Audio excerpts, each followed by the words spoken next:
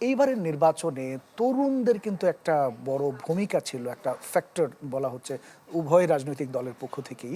তো তরুণদের জন্য সরকারি দল এবং বিরোধীতে যারা থাকবেন তাদের কি ধরনের কর্মসূচি, কি ধরনের কার্যক্রমগুলো নেওয়া দরকার? জি, আপনাকে ধন্যবাদ জানাচ্ছি এবং যারা শুনছেন সবার জন্য শুভেচ্ছা থাকলো। তরুণদের অগ্রাধিকারে সবসময় প্রত্যেক দেশ রাখে যারা ভবিষ্যৎমুখী। কারণ আজকে যারা তরুণ তারাই তো এই দেশটাকে ভবিষ্যৎ নেতৃত্ব দেবে এবং নির্মাণ করবে। সেই বিবেচনায় পৃথিবীর সমস্ত দেশ যারা ফরওয়ার্ড লুকিং তারা তরুণদের নিয়ে আলাদা চিন্তা করে। আর বাংলাদেশে এই মুহূর্তে আরও বিশেষভাবে চিন্তা করতে হবে, কারণ হচ্ছে যে এই তরুণরা কি চেয়েছিল? মেধার ভিত্তিতে, তার যোগ্যতার ভিত্তিতে ন্যায়সঙ্গতভাবে একটা ইনসাফের বাংলাদেশ চাকরি চেয়েছিল, যে আমি আমার মেধা দিয়ে, আমার যোগ্যতার ভিত্তিতে আমি আমার একটা কর্মসংস্থান চাই, যেটা দিয়ে আমি সম্মানজনকভাবে খেয়ে পড়ে চলতে পারবো। রাইট, এটাই তো প্রথম দাবি ছিল, যে কোনো কোটা না, নিজের যোগ্যতায় চাওয়া ছিল। সেই চাওয়াটাকে না মেনে তাদেরকে যখন অপমান করা হলো, সেটাকে কেন্দ্র করে একটা গণ অভ্যুত্থান হয়ে গেল। তার মানে তরুণদের চাওয়ার প্রাথমিক চাওয়া কিন্তু হচ্ছে কর্মসংস্থান। দ্বিতীয় হলো, সেই তরুণরাই আবার গণ অভ্যুত্থানে নেতৃত্ব দিল, ছাত্র জনতা সবার নেতৃত্বে তরুণরাই অগ্রভাগে ছিল। তারপরে একটা নতুন পরিস্থিতি পেলাম, 16 বছরের একটা ফ্যাসিবাদ পতন হলো। সেই তরুণরা এখন অনেকে রাজনীতি তো আছে, কিন্তু এই তরুণরা যেহেতু তাদের মুখ্য চাওয়াটা ছিল কর্মক্ষেত্র, সেই জন্য এই সরকারকে ওই তরুণদের কর্মক্ষেত্রের দিকে মনোযোগ দিতে হবে ফার্স্ট। এখন কর্মক্ষেত্র শুধু দিলাম, কিন্তু এই তরুণ কর্মক্ষেত্রে ঠিকভাবে কাজ করবার যোগ্য কিনা, তরুণদের যদি আপনি কিছু ফ্র্যাকশন এইভাবে চিন্তা করেন যে এই তরুণ কারা, 4.5 কোটি তরুণ এবার ভোটার ছিল, এই তরুণরা কারা দেখেন। আমি এই কথাটা গত কয়েকদিন বেশ কয়েক জায়গায় বলেছি যে বাংলাদেশে এসএসসি পরীক্ষা দেয় 18 থেকে 19 লাখ এসএসসি পরীক্ষার্থীর সংখ্যা থাকে একটা বছরে। তার মানে এর আগে আরও কম ছিল। তো অ্যাভারেজ যদি আমি গত 10 বছরে 18 লাখ করেও প্রতি বছর এসএসসি পরীক্ষার্থী ধরি, তাহলে 5 বছরে 5-18-তে 90 লাখ, 10 বছরে 1,80,00,000 লাখ। তো 10 বছরের যে তরুণ, এটাকে যদি আমরা 1 দশককে ফ্রেম করি, তাহলে 4.5 কোটির মধ্যে মাত্র 1,80,00,000 যাচ্ছে, আরও তো 2.5 কোটি তরুণ আছে। ওই তরুণ কারা? এসএসসির গণ্ডি পার হওয়া তরুণের সংখ্যা 10 বছরে 2 কোটির কম। তাহলে বাকি তার মধ্যে একটা অংশ বিশ্ববিদ্যালয়ে আসে, উচ্চশিক্ষার সুযোগ পায়, তার সংখ্যা আরও অনেক কম।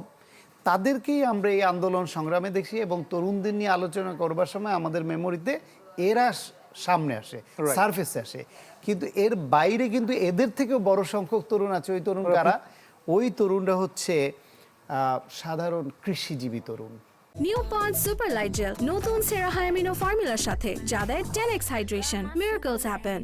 কৃষি কাজ করে, শ্রমজীবী তরুণ যারা বিভিন্ন আপনি কারখানায় কাজ করে, গার্মেন্টসে কাজ করে, যারা দোকানদারি করে, দোকানের মালিক বা কর্মচারী বা নিজেরা চালায় এখানে কাজ করে, কেউ পরিবহন শ্রমিক, নানানভাবে কাজ করা তরুণ। এখন এই যে তরুণরা, শিক্ষিত তরুণরা এক ধরনের কম্পিটিটিভ মার্কেটে নিজেদের যোগ্যতা দিয়ে একরকমভাবে অর্জন করে, কিন্তু বাকি যেই তরুণরা আছে, সেই তরুণ এবং এই তরুণদের যোগ্য করার প্রশ্নটা আসে এখানে। যারা শিক্ষিত তরুণ, তাদের শিক্ষাটার যে বেস, সেটা কতটা স্ট্রং। বাংলাদেশের শিক্ষা ব্যবস্থা ধ্বংস হওয়ার পথে। সুতরাং এই তরুণদেরকে যোগ্য করতে হলে বা ভবিষ্যৎ তরুণদেরকে আরও যোগ্য করতে হলে তাদের ওই আমাদের শিক্ষা ব্যবস্থায় মনোযোগ দিতে হবে, যার মাধ্যমে যে তরুণরা তৈরি হয়ে আসবে তারা যোগ্যতর তরুণ হবে। আর বর্তমানে যারা অলরেডি শিক্ষিত বেকার আছে তাদেরকে চাকরি দিতে হবে, এটা হলো ফার্স্ট প্রায়োরিটি। বাকি হলো যারা আপকামিং তরুণ, তাদেরকে যোগ্য করতে হবে। আর যে শিক্ষা এসএসসি পরীক্ষা দেওয়ার বাইরের যে ঝরে পড়া যে বড় অংশ তরুণ আছে, তারা একটা অংশ বিদেশ চলে যায়, একটা অংশ দেশে কাজ করে, কিন্তু তার এই যে টেকনিক্যাল স্কিল না থাকাতে সে শ্রমঘণ্টা বেশি দেয়, কিন্তু কিন্তু এটার outcome-টা খুব কম আউটকাম থাকে। কম।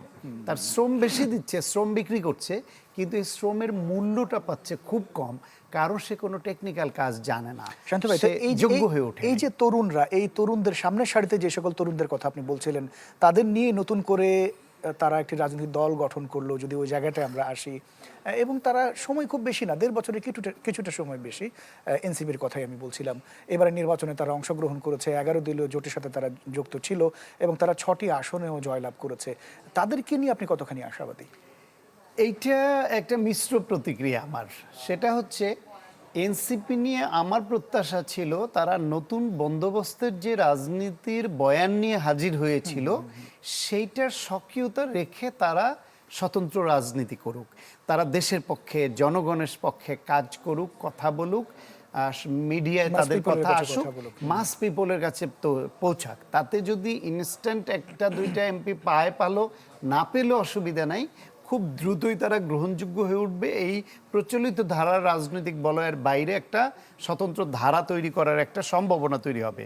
আনফর্চুনেটলি তারা সেটা করেনি। না করাতে তারা যখন জামায়াতের সঙ্গে গেল, জামাতের সঙ্গে যাওয়াতে জামাতের যত রকমের তাদের যে লিগেসি আছে, তাদের বিরুদ্ধে বাংলাদেশের জন্মের বিরোধিতা করা থেকে শুরু করে ধর্মের অপব্যবহার, নারীর প্রশ্নে তাদের অবস্থান, এই যে নির্বাচনের আগে দুর্নীতির আশ্রয় গ্রহণ করে যে টাকা দিয়ে মানুষের রায় কিনে রাষ্ট্র পরিচালনা, এটা তো সাংঘাতিক করাপশন।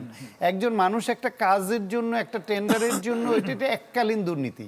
আর হচ্ছে আপনার ওইটার থেকে জঘন্য দুর্নীতি হচ্ছে 5 বছরের জন্য রাষ্ট্র পরিচালনা করবেন, ওই নেতৃত্ব দিবেন, নেতৃত্বটাকে আপনি টাকার বিনিময়ে কিনে নিচ্ছেন, অনেক বড় দুর্নীতি। সেই দুর্নীতির এগুলোর সমস্ত কিছুর দায় কিন্তু এনসিপির ঘাড়ে বর্তালো। কারণ কি? কারণ হচ্ছে এনসিপিকে যেই 31টা বোধহয় সর্বশেষ দিয়েছিল না, 29টা আসন, 30টা আসন দিল। তো এই 30টা আসনের শর্ত ছিল যে যেখানে এনসিপি প্রার্থী হবে, জামায়াত তার প্রার্থী দিবে না এবং এইখানে তারা এনসিপির পক্ষে কাজ করবে। আর বাকি যে আসনগুলো আছে সেইখানে এনসিপি প্রার্থী দিতে পারবে না, জামায়াতের প্রার্থীর জন্য তাদের কাজ করতে হবে। ফলে ওইখানে তো জামায়াতের জন্য ভোট চাইতে গিয়ে তাদের জামায়াতের এই যে 71 প্রশ্ন, নারী প্রশ্ন, সবগুলো উত্তর দিতে হয়েছে, নিজের ঘাড়ে দায়িত্ব নিতে হয়েছে। টকশোতে, সভা সমিতি, সেমিনারে এসেও তাদের কিন্তু জামায়াতের বিরুদ্ধে যে অভিযোগ সেটা ডিফেন্ড করতে হচ্ছিল। সেজন্য কিন্তু এনসিপি ভেঙেও গিয়েছে, কিছু অনেকে কেউ বেরিয়ে গেছে, কেউ ইনঅ্যাক্টিভ হয়ে গেছে।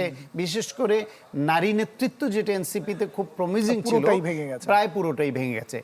এখন সেই অবস্থায় ধরেন এই দলটি যে এমপি হয়েছে 6 জন, এই এমপি হওয়ার পেছনে তাদের অন্তত দুইটা পয়েন্ট কাজ করেছে।